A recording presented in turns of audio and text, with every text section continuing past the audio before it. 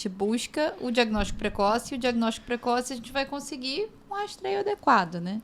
O rastreio adequado, hoje, o preconizado pelas nossas sociedades, né, de ginecologia, radiologia e mastologia, é mamografia anual a partir dos 40 anos. Exame físico pelo médico, né? O autoexame, ele hoje é apenas autoconhecimento, então é importante que a pessoa se examine, não é se examine, mas passe a mão no corpo, no banho, no dia a dia, porque ela vai saber melhor do que ninguém o que mudou no seu corpo. O que a gente não pode é obrigar ela a fazer o seu diagnóstico, né? A gente Exatamente, acaba dizendo, nem olha, é jogar você que essa tem que culpa fazer. para ela. Mas Pelo se amor ela de Deus, notar, né? que ela procure ajuda. Sim. Até porque antes dos 40 anos, em quem não tem história, não tem aumento de risco para câncer, a gente não tem exame para fazer, né? A gente não tem uma recomendação. Então, até ali, é o exame físico do ginecologista, que ela faz, né, todo ano, a partir dos 25 anos, anual, que é o recomendado. Mas, assim, e uma questão muito importante, mais recente, que trouxe, é a recomendação de que toda mulher deve passar por um especialista para ser avaliado o seu risco de câncer de mama aos 30 anos, para saber se ela precisa ou não começar mais cedo. Então, vai avaliar risco pessoal e história familiar. Então, eu tô né, com Júlia? uma Isso é uma paciente de recomendação. 30 Exatamente. anos mais. No meu consultório, chega pela primeira vez, eu sempre tenho que orientá-la.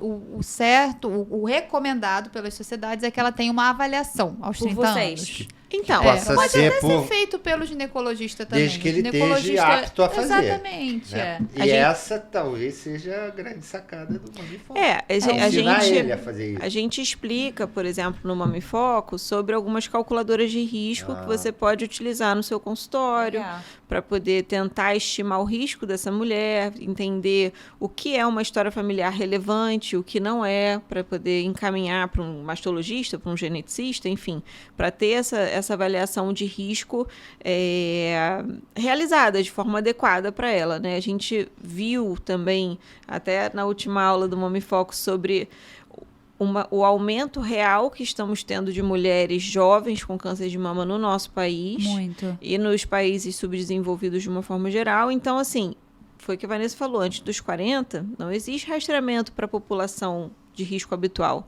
Então, é importante que a gente consiga, aos 30, identificar quem são aquelas que podem merecem uma atenção Isso tem especial. impacto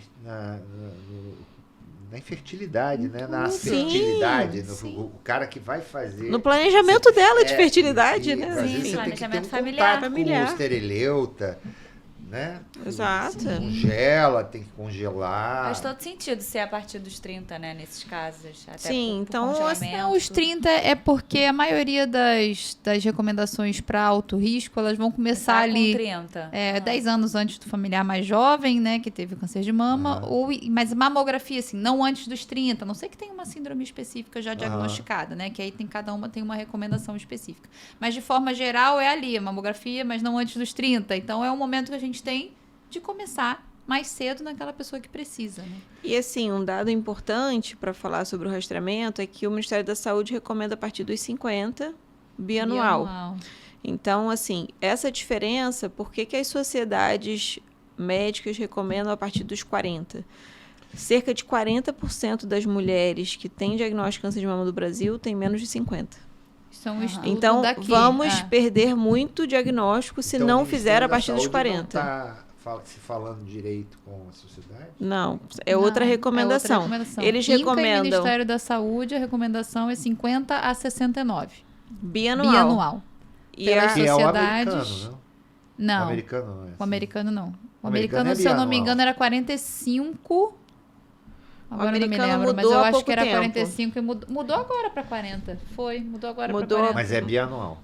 É bianual. Eu acho que é bianual a partir Os dos Estados 40. Unidos é Eu não bianual me a Tem partir a dos lembro. ver 40. muito com a epidemiologia, Do né? cada lugar. Características Sim. Na verdade, o que País. acontece? Se a gente pensar no número necessário para tratar, né? Então, quantas mamografias a gente precisa fazer para diagnosticar um câncer de mama? Entre 50 e 69 é bem menor, certamente.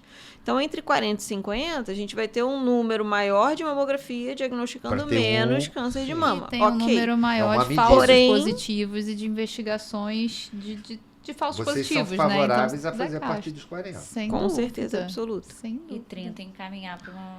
E sempre que a mama for densa, ter a complemento de outro exame. Ultrassom ou ressonância, dependendo do caso, né?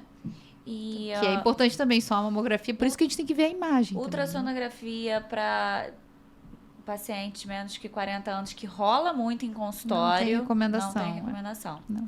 O que a gente tem Porque é... elas solicitam, você, né? Esse médico desse consultório tem que fazer um mama em foco. Não é nem... É igual a ultrassom transvaginal. Não, elas solicitam e muitas mesma vezes coisa. a gente sobre o faz. médico. Muitas vezes a gente faz. Não, sabe que não precisa, que não é recomendado, mas elas pedem, né? Elas pedem, eu Sim. quero fazer a ultrassonografia. Elas solicitam. É difícil mesmo. E acaba, às vezes... Muitas vezes a gente faz. Em calculadora. Por causa disso. De risco. Uhum. Tem algum nome especial para isso? O que a gente mais usa é o IBIS 2. IBIS. Tyler Kruzik.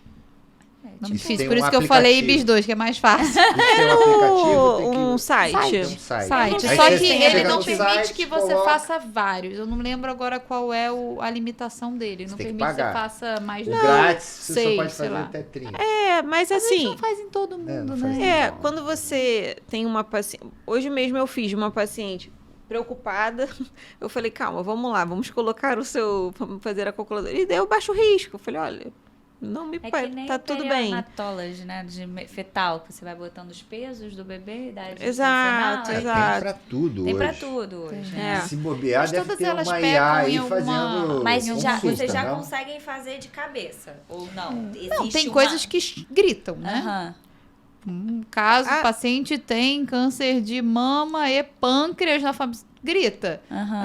Essas questões, assim, tem. Mas uma mama super densa, menstruou com 9 anos, a gente vai... Opa, peraí, deixa eu botar na calculadora pra ver se tá alto risco mesmo ou não. Porque são fatores de risco somados, né? Você já tem É isso assim, aí. eu acho que a calculadora de risco, ela é uma ferramenta. Todas as calculadoras de risco têm as suas dificuldades, enfim, suas falhas. Mas a calculadora de risco, ela é uma forma de tirar uma dúvida, assim. Você tá naquela paciente, você não... Porque a paciente tem uma história familiar muito florida, você não precisa colocar na calculadora de risco, você vai encaminhar, ok.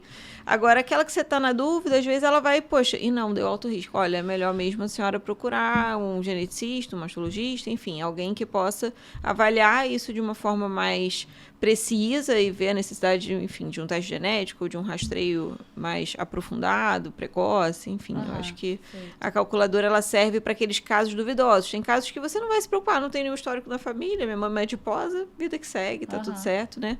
Enfim, tem algumas coisas nesse sentido. Eu acho Os que é mais... geneticistas usam muito, né? O pessoal que faz as consultas genéticas, ou não? Acho que não. O geneticista, como ele vê mais ele vê o risco hereditário, né? O genético hereditário, ele vai ver história familiar, principalmente, tá certo. não a Tá pessoal, falando né? de hereditariedade, É. tá certo. E aí, para ver as indicações de teste, né?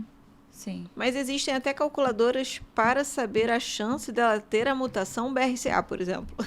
Existe calculadora para um monte de Existe. coisas. Não, já deve ter uma inteligência artificial pronta, com nome, inclusive com nome. Já Mia, Calcule para mim, Alessandra, por favor. Alexia. Qual é a chance É igual, de você manda um áudio, né? Que nem agora você faz Agora no... você faz tudo no áudio. Com certeza o ChatGPT vai me dar... Vai calcular esse risco para mim. Na especialidade de vocês têm usado muito? O quê? Inteligência artificial. IA? Olha, na radiologia, De várias na maneiras. radiologia a gente tem uma corrente Aí é aí de os inteligência aparelhos. artificial. Na verdade, A você tem leitura. algumas formas, de CAD, né? leitura, às vezes tem algum aparelho que já vem acoplado com inteligência artificial, como se fosse uma segunda opinião para o Sim. radiologista. Enfim, na nossa prática do mastologista, eu acho que a gente não vê muito. Mas É mesmo muito a IA individualizado. para radiologia de mama, Muito. se comprova que com o radiologista experiente é igual. Aham. A questão é que a gente tem muita gente que não é experiente, né? Que não, muita gente que nem gosta de mama, na verdade. Então a gente tem exames com qualidade ruim, né? E a IA entra e realmente ajuda bastante. Sim. Mas nos estudos tem que ser equiparado com o radiologista experiente, né? Entendi.